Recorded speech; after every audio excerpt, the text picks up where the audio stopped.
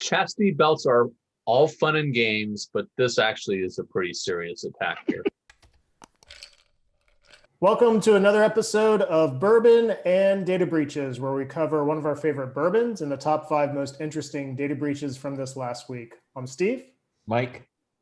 Howdy, I'm Shu. Nikki. Great. Nikki, what do you have for us this week? So for the first topic we'll be covering today, let me share my screen, is interesting.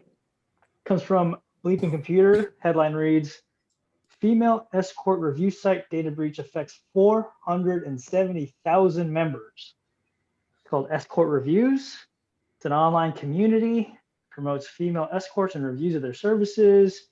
They basically got their entire database downloaded by a hacker, and now 500,000 people at least are going to be affected.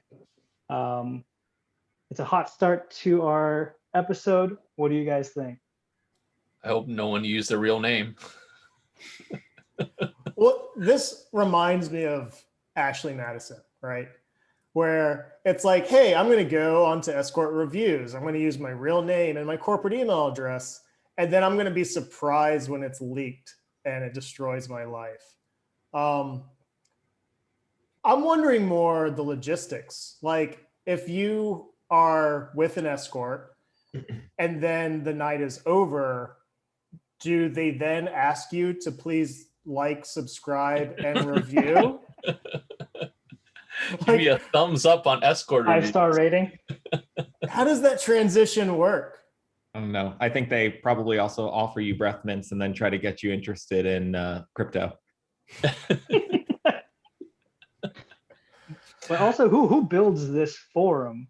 And, with that in mind, are they thinking of all the possible repercussions that could happen if they're not building it? I'm not surprised it exists. I'm surprised that the name is so pedestrian. I guess Yelp was already taken. So We're like Yelp, but for escorts. You know who built this? There is this guy that clearly had a bad experience with an escort. And he was like, you know what we need? We need a review site where we can force rank these escorts and I can give a negative review. Because clearly in the escort market, there needs to be self-policing. Yeah. Someone got burned a while ago. And they started the site. So, yeah. I'm surprised by all the 170,000 verified accounts. Yeah, what's interesting, yes, you should, if you're going to do this, don't use the real name and everything. But again, it's another thing to worry about is that I was poking around that site and it has not been active since December 2018. So the site kind of went dead, I guess, and it's just been sitting out there. And they use B-Bulletin, which is a pretty popular forum software. These things are always riddled with security holes. You're going to get leaked. They were using an old version of it, and the older it is, there's going to be the older it is, the more time someone's going to find a security hole and break in. So, yeah, they just left the site up there, and they're just basically begging to get their data stolen. No surprise that software is also what runs a lot of hacker forums. So hackers and Escort Reviews, all using the same technology. All joking aside, this does bring up a common theme. If you want to stay safe online, lie. Lying. Tip for the day. It seems like a recurring tip. Lie. Okay, on to number 2. So topic number 2 we'll be covering is coming to us from Yahoo.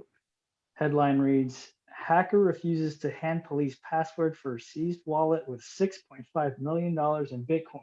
German authorities who seized a convicted hacker's wallet containing over 1,700 Bitcoin, they're hitting a brick wall when he's not giving them the password, and they're just completely shocked by it. Like they don't know what to do. What would you do to get this password from the guy? So I'm going to preface this with cybercrimes are bad, and I don't condone cybercrimes, but I am incredibly happy this story exists because everyone for 30 years, Bill Gates including, have been trying to kill the password. right? The password's dead. You don't need a password anymore. Just use your finger, your face, or your, your retina scan. Just use something that you are, not something that you know, because knowing things is hard. The counter to that is that you can't force me to tell you something I know. Something I know is private to me. If there's any privacy in the world, it's something I know that you don't. And I am incredibly happy that the story exists, not because of cyber criminals refusing to turn over ill-gotten gains, but because it shows the password is alive and well and will never be replaced. Yeah, there's a good reason why this stuff is locked with passwords and not with Face ID. I don't know why the iPhone has Face ID, but it's a good thing that Bitcoin wallets do not. And even if you don't have 60 million in Bitcoin, think about being arrested. I can force you to give me your thumb. I can force you to look at a camera. I can't force you to tell me a 16 or 26 or 40 character password. And I'm sure not going to be able to guess that either. So this is a great reminder that multi-factor is alive and well, and it should never be only who you are, because who you are can be held against your will. The police could have forced this person to press a part of their body against their phone to get $60 million. They would have done it, but it's something they knew, which they can't force. Yeah. We asked him, but he didn't say. Prosecutor Sebastian Muir told Reuters on Friday. Perhaps he doesn't know, or perhaps he does. Quote. You'll never know. Yes. He can start up a new wallet at any time, and he can get those coins back. So that guy's having a really great turnaround to his fortunes, and maybe a little bit of amnesia is not a bad thing. All cyber criminals are having a great year. Bitcoin went from 10 million, or sorry, $10,000 for one Bitcoin. This was just a few months ago, up to 40,000, right? So cyber criminals just 4x'd their savings. That's better than GameStop. Let's do a bourbon break. So a quick bourbon break. Today's bourbon is Bourbon Brothers. And what's interesting about Bourbon Brothers, it's a small batch Virginia straight bourbon whiskey. So a little bit about Bourbon Brothers. Bourbon Brothers has a few different offerings. We are looking at the Virginia Straight Bourbon Whiskey. This is actually a double gold winner from the San Francisco World Spirit Competition, which they don't list anywhere on their site. I don't know if that's an oversight or if they truly don't care that much about that award, which a lot of people actually go for. They have 3 different spirits. You've got the small batch. You've got a port barrel finish, which is a popular finish these days for whiskeys or bourbons. And then you've got a signature series right here. We are working on the small batch, which was roughly, I want to say 30 MSRP, maybe 33. What's interesting, obviously, is that it's a Virginia distillery in Fredericksburg, Virginia. So, we are not talking about a large city. We're not talking about the Kentucky Bourbon Trail. Actually, driving distance if you're in Washington. So make a quick stop down to A. Smith Bowman Distillery. And I did note our friends over at Breaking Bourbon that it is a Sazerac company. So they were purchased in 2003 by Sazerac. They don't release their mash bill. It is between 6 to 7 years aged in oak. And we don't know what the mash bill is. So I'm enjoying this one from the novelty. because I've not had a lot of bourbons from Virginia, but then also it's just a really smooth drinking bourbon. So if you get this, you'll get some sweet notes, maybe a little burnt sugar on the nose, not terribly overpowering. It's light, it's pleasant. It's, in my mind, a little similar to the Evan Williams single barrel, which we featured as well. And that's it. You know, it's not terribly complicated. It's sweet. It's got a good amount of oak. It's a pretty quick finish to it, so don't expect it to be lingering there for terribly long. It's just a nice light drinking bourbon. And so we're having that today. Definitely recommend it, if only for the novelty factor, to try different bourbons from different states. There's some good bourbons coming out of Virginia, obviously, Kentucky, and then a few new ones here in Texas as well. We featured one of them with the Balcones Distillery. That's our bourbon break. Ready for number 3? Let's do it. Number 3 topic we'll be covering today comes from The Verge. Patient names and colonoscopy results from U.S. hospitals posted by hackers to the dark web. What do you guys think about this hack? And I mean, is it just the same as the rest, except for the fact that there's colonoscopy in there again? You're very obsessed with colonoscopy. So very. Well, I saw this and I was like, this is big. So one very important distinction was that they specifically said this was not a ransomware attack. This was just blackmail. They just grabbed data and blackmailed it. No. This is not a very sophisticated attack at all. They just got in, get some data, see if they get some money out of it. Kind of just goofing, and then goofing. That's a perfect description of what happened. I think they were just goofing. It's ransom. It's just old-fashioned ransom. It's blackmail, the original ransom. Right. Yeah. I stole sensitive information and I'm holding it for ransom, and you're going to give me money or else I'm going to disclose it. Protected, sensitive, federally regulated HIPAA information, which is the center of your entire business. So it carries some weight. Yeah, again, I looked this up. One of the hospitals is Nocona in Texas with a population of 3,000 people. They're right on the Oklahoma border. So are the people whose information was leaked affected by this? Absolutely, yes. And I doubt that this small, very small hospital took cybersecurity very seriously, because they're just a tiny regional hospital. If you can't do technology well, then don't do it, right? Like, they should have outsourced it to someone that has stronger, either an MSSP or a healthcare specific data store.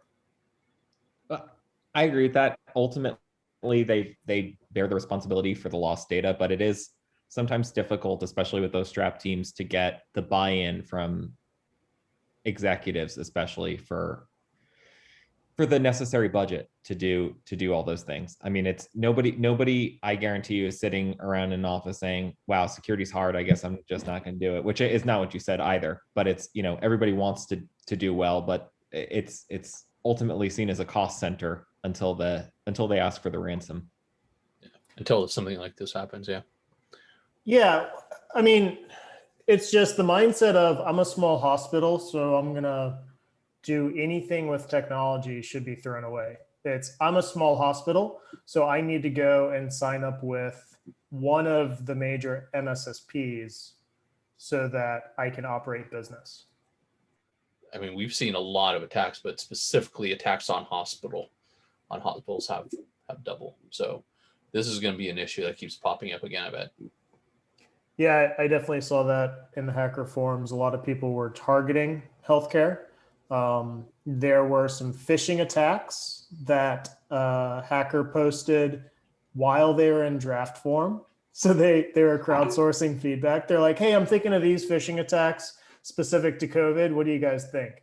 And like a few people were outraged. They're like, how dare you? You're going to get the FBI, blah, blah, blah. But everyone else was like, yeah, this is really good. You can try this and try this and try this. Like that if it bleeds, it leads. And if it's critical, then you hack it because that's where the money is. Topic number 4, we'll be covering a hacker increased chemical level at Oldsmar's city water system, the sheriff says. Last week, 2 days before Super Bowl, hacker got into a water treatment supply center and essentially had supercharged the amount of sodium hydroxide in the water from 100 parts per million to 1100 parts per million, which I don't know the ratio there, but it seems bad. Sheriff said that it was, it was going to lead to, it could have led to a lot of complications if it wasn't caught in the next 24 or 48 hours. I did a little bit of research today to see if there's any updates, and they still don't know if it's a, foreign actor or just some straight local goofing. But this is a serious problem that had occurred recently. Do you think that this is going to happen more? This seems like it could be very problematic. What do you guys think? Not to victim blame, but You say that on the show a lot. yeah. Every episode, not to victim blame. Someone needs to be fired. If your water treatment critical controls, including putting at low levels, not toxic chemicals, but at high levels, toxic chemicals into the water are connected to the internet, that's on you. So this should never happen at any water treatment plant ever, because critical controls at the water treatment plant should never be connected to the internet. This should not have been possible. So I'm gonna disagree with you. Like, I understand what you're saying, and critical stuff. We've seen before that being offline really helps, but in this day and age, that's hard. And the attack vector here was that they had a vendor that had some sort of software that in order to maintain and run diagnostics had to have remote access into the machine. That's the problem here. Tell it to If target. it's connected to the internet, okay, I understand some points, but they had to open up a computer for remote access. That's stupidly dangerous. That's a bad vendor, bad product. Don't buy a product like that. Bad vendor, bad product. The thing that injects poison into the water should never be connected to the internet. Period. Full stop. End of statement. If you ever think through, whatever security controls you're putting in place, that's a good idea, fire yourself. Like, this is the worst. Someone needs to be fired now. That you cannot put poison controls on the internet. We had chastity belts connected to the internet, and a hacker locked them for ransom. Chastity belts are all fun and games, but this actually is a pretty serious attack here. Yes. Chastity belt is an inconvenience. Poisoned water is have we had a situation? This is like Flint, Michigan, but caused by a hacker. Yeah. Right? Don't ever do this. If you have IoT, if you have industrial controls, there's a lot of industrial control systems out there that are run by computers. They're great. I know about a few of them from home brewing and going to brew pubs. You never attach them to the internet, period. Like, that just doesn't happen. If you break into a utility, worst case, you steal a bunch of emails. You don't poison the water supply. Yeah, and actually, when I heard about this, I thought it was like um, it really alerted me here because, in all seriousness, we cover a lot of cases like female escorts, and we cover a lot of cases on this podcast, and we joke about it and we laugh about it. But for this one, I was like, oh shit, this is pretty serious, because the history of industrial and control system attacks have been rare, but when they happen, it makes news. They're pretty legendary and famous. And the scary thing about this is that when they first started, even Stuxnet, the primary goal of the attacks was to disable whatever function that system was supposed to do. So Stuxnet was designed to ruin the centrifuges. Okay, I get that. But now, within the past couple of years, this attack and also trying to attack in Saudi Arabia, they're targeting the safety systems. So at a certain point, a couple of years ago, hackers have started to basically attack people's lives and safeties here. It's not just messing around here. They're trying to kill people. Yeah, there's no amount of control or just assessment on that vendor that's going to make that safe. It's a non-starter, because this is the kind of hacking, this is the branch of hacking that will never stop. This is just a probing jab to see what could get done. You know, the real thing is, once you have enough intelligence to understand the routes in, that's when the hacker community gets creative ultimately, and persistent, and will not stop. If they can, they will. Yeah. Best case scenario is this teenager in a basement in Tampa, if they have basements in Tampa, that are just messing around. But this is the type of thing that could be I would very easily believe as a state level attack to see what can be done. Tampa's a swamp. So if they dug into the ground, it'd be like New Orleans, where they'd actually hit water. So they don't have basements in Tampa. And the other point here is that there's actually other hacks that affect people's lives too, and I think that those are two different categories of breaches. There's breaches that cause identity theft. There's breaches that cause interruptions, and then there's, like, for example, the fraud case that we were working on, where someone got their identity stolen and had their blood type changed because somebody wanted to use their identity to have surgery. And if they had needed emergency services, the hospital would have had the wrong blood type on record. You know, there's a different branch of breach that this belongs to. Yeah. The one thing I'll say for this story is, and I am, I love the technology revolution. I think that machine learning, Internet of Things, it's all going to lead to higher efficiencies.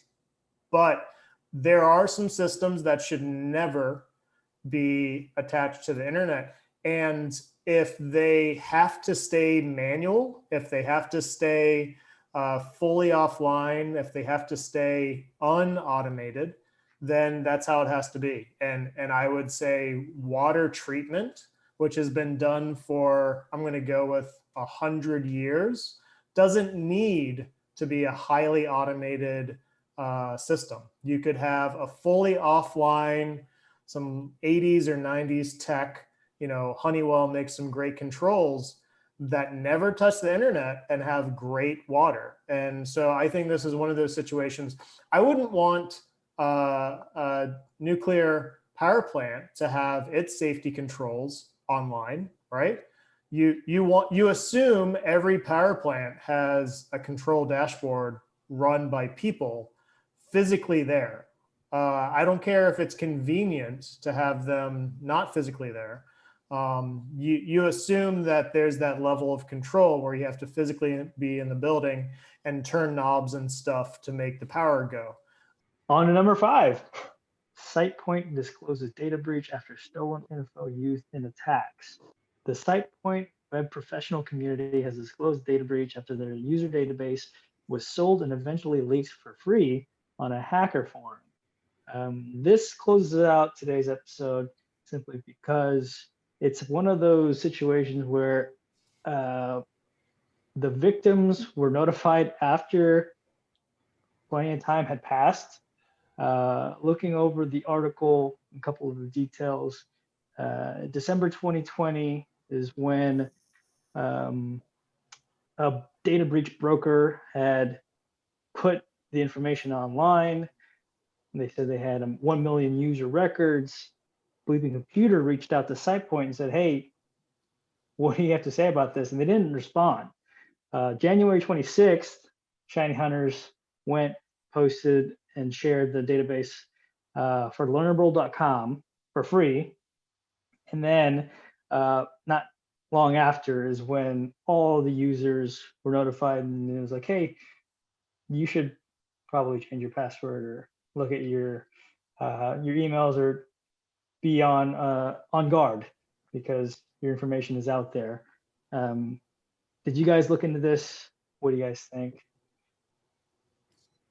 So a few annotations to your story.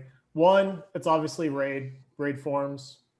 That there's no hiding that once you see a purple-haired hentai figure, it's raid forms. So I don't even know why they try to hide this. It's raid forms. You can Google dork any title that's in those images and immediately find the exact forms. Two, Shiny Hunters has been very active in some high-profile hacks. I think they were also involved somehow in the Data Viper hack that hit the news a few months ago. Teespring a couple weeks ago. That was listed too as Shiny Hunters. Shiny Hunters, don't know if that's a person or a group, often one or both, but very high profile, like Kelvin Sec Team. Kelvin Sec Team does a lot of hacks, puts them all out there on raid forums as well, or an unknown form with hentai figures all over.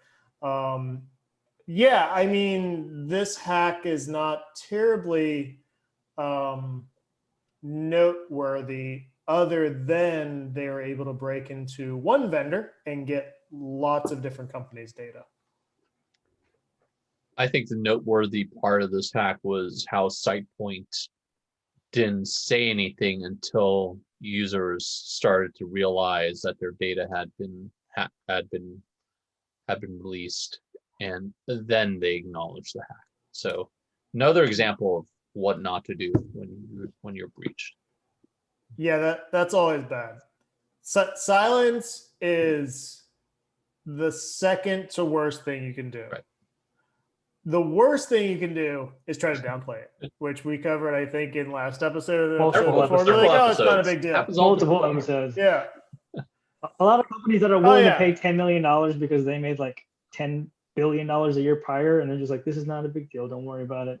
You'll get some identity theft. Here you go. I think we've covered that multiple times in this series of episodes. There's being an idiot, then there's silence, and then there's a whole world of good responses. Like, we're looking into it, which almost everyone says because legal makes them say it, right? Like, so just never be silent. To be like, we're looking into this, we're taking this seriously. Those are free. Those are free words. Take them. Just whenever anyone emails you, you say, we're looking into it, we're taking this seriously. But it's so scripted, especially on this show. It should be bingo, or it should be a drinking game. Like every single time they're looking into it. Drinking game, of course. For real, if they give you a year of free identity protection, they tell you that several people were affected, but not in your state. If they tell you that, yes, their systems were accessed, but not the servers that contained customer data, I mean, you have bingo. Also, I would say that denying is pretty bad too. Denying is a horrible thing to do with a data breach. Yeah. But silence is not okay. Silence is not okay. Like, most companies try to hide data breaches, but once you have a reporter emailing you, that game's up. You got to say something.